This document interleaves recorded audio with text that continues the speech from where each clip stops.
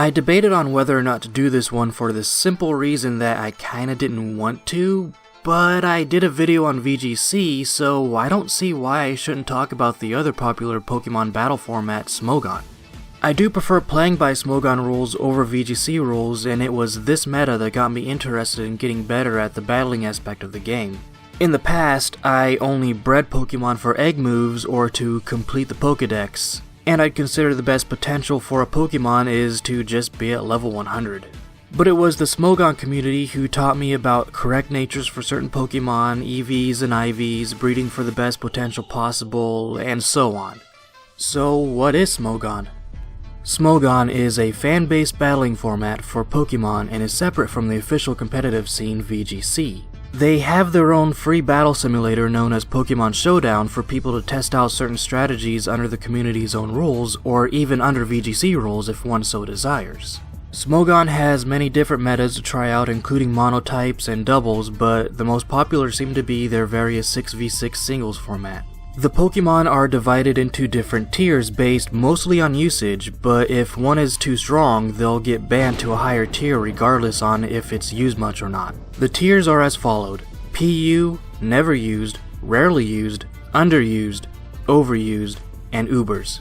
Technically there's also anything goes, but that just literally means anything goes, just like in a Wi-Fi battle against some random person. Now, even though a Pokemon is labeled rarely used, it doesn't mean it can't be used in any of the higher tiers. You can use that in UU or OU if you desire, but keep in mind that it may be outmatched by some of the other teams if not used well. And at the same time, that same RU Pokemon can't venture down into a lower tier. It may be too powerful, or there are not enough viable counters for that Pokemon in that tier to be a fair match. Now, unlike VGC, there are different clauses in place to make singles battles a little less reliant on cheap tactics such as spamming double team or putting an entire team to sleep. Evasion moves are banned, and you can only put one Pokemon to sleep at a time. You also can't boost speed and a different stat only to pass them on to a different Pokemon. Weather abilities are only allowed in OU and Ubers, and the ability Moody is banned from the format altogether. But using moves that bring about weather is fine in lower tiers. Also, like in VGC, you can only bring one of the same Pokemon, but unlike VGC, more than one Pokemon can hold the same item. One more thing! Mega Rayquaza is just flat out banned from Smogon singles, even in Ubers. You can't use it in singles other than anything goes. Sorry. And like I said earlier, there are several different metas to try out, and all are fun. I enjoy Little Cup, which is just for basic Pokemon at level 5. But my favorites are the UU and OU formats. They're a lot of fun, and if I actually wanted to do competitions and be among the best players, then I'd stick to one of those two tiers. But I can't just be talking about only the good things about Smogon. I want to be fair and mention some of the negatives that go along with it. Now, I used to have a huge gripe against how the tiers are done. I didn't like how usage is the primary source for determining what Pokemon belongs where, that is until I saw that usage really helps determine what Pokemon is good in which tier. If a Pokemon is an OU and has been there for a long time, there's a decent chance it's in the tier best suited for it because of its outstanding potential. And plus, you can use lower tier Pokemon in a higher tier.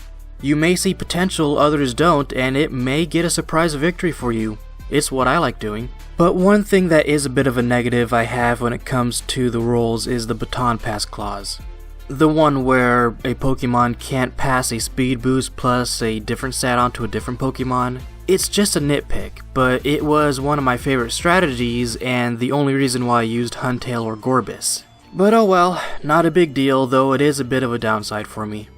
The other thing is that the community has a reputation of being elitist.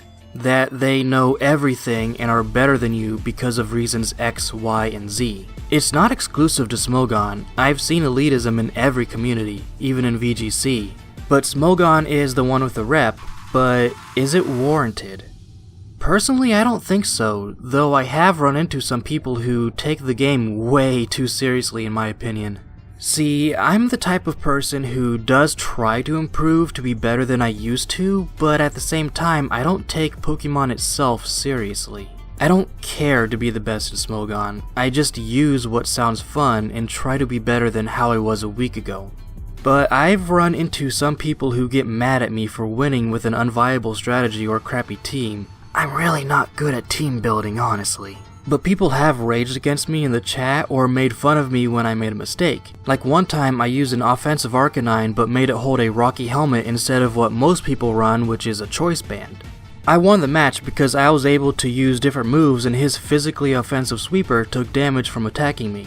After the match I typed out GG in the chat and the guy berated me about not using Choice Band, saying I'm a terrible player and I don't know what I'm doing, when I was the one who beat him. But people like him are a vocal minority. While elitism exists and I've run into a few of them, the majority of the Smogon community does try to help each other improve and are overall a good group to learn from. If you don't like them, don't play by their rules. Plain and simple. You don't like Smogon?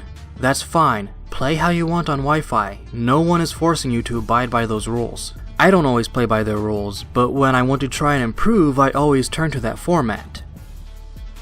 And if you're not down with that, I got 2 words for ya.